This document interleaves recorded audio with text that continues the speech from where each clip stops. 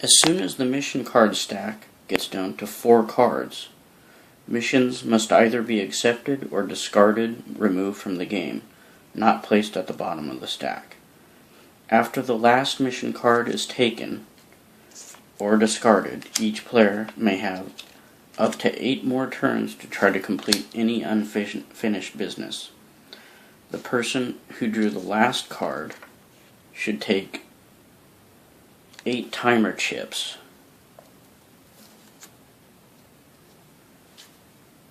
and then discard 1 each turn until all the 8 timer chips are gone. At that point, the game will end. If all players that are playing decide that they're done and they don't need the extra 8 turns, the game can end early. If during this special final 8-turn sequence, if a player is able to land on the same hex as one of the other players, and thus initiate an attack with that player, that player may not attempt to flee. Instead, they will fight to the death. The attack will continue even beyond the 8 turns if necessary in order to reach a resolution. Also, if during that 8-turn sequence, if one or more of the other ships are able to land on that same hex, they can join into the fray and immediately begin attacking on their turn.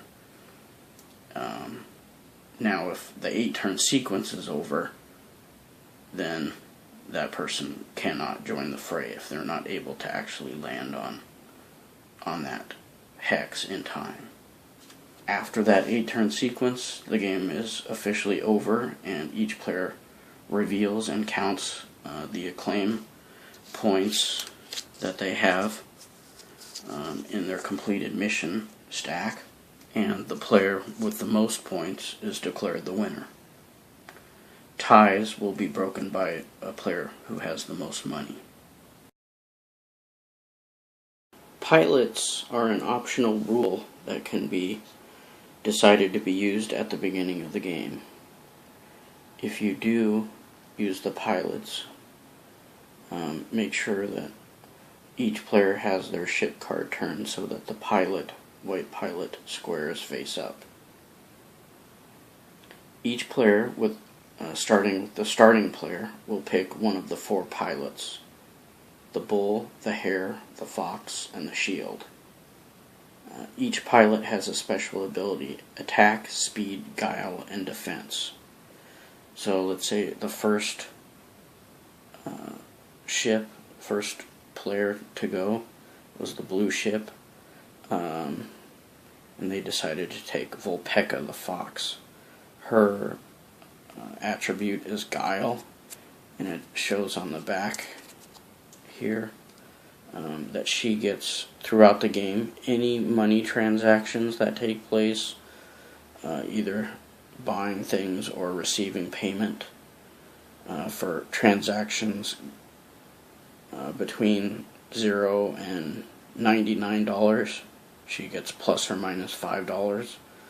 For ones between $100 and $199, she gets $10 plus or minus, and then anything over $200 or over, she gets $20 plus or minus. So she bought a red component at a shipyard.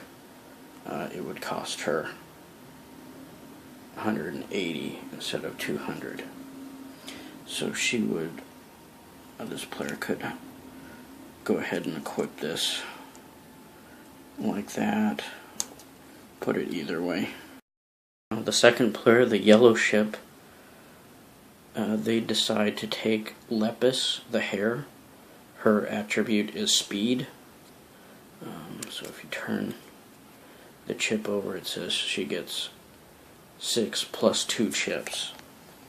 So she would equip it like so, and she could keep her plus 2 chips. And then what those are is, throughout the game, she say she comes up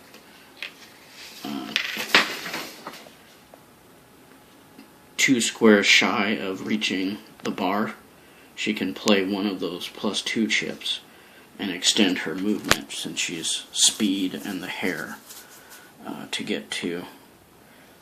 So only one can be played at a time, but they're worth 2 each.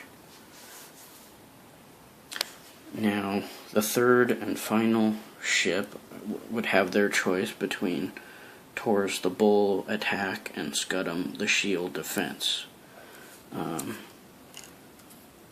Let's say they take the attack, and it says they get 6+1 chips. So they would indicate which pilot they have and take their 6+1 chips.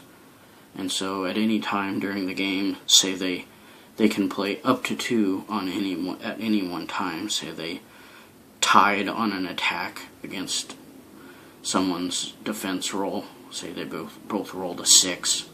They could decide to play one of these and boost theirs to 7 and thus win that attack rather than tying.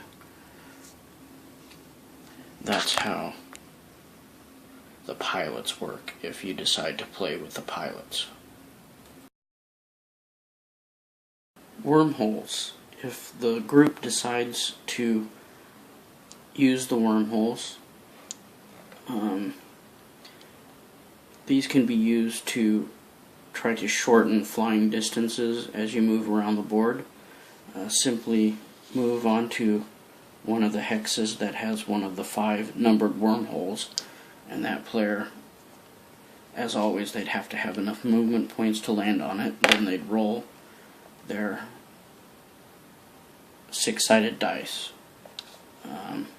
Whichever number that comes out, they would relocate their ship to any one of the hexes adjacent to that numbered wormhole. 5. There is no number 6 wormhole, so if you roll a 6, the player is actually able to navigate through the wormhole and able to go to any of the locations. However, there's a cost in doing that. Due to turbulence, their ship is reduced by 1 armor, and your ship can actually be destroyed by the wormhole, and if that happens, you automatically lose and you don't get a restart. So you don't want to do that if you only have 1 armor. If you roll the same number as if you did roll the 3, you would just move to one of the ones surrounding this and wouldn't go anywhere. If the group decides not to play with the wormholes and keep it simple, you just ignore those spaces and treat them like any other free space.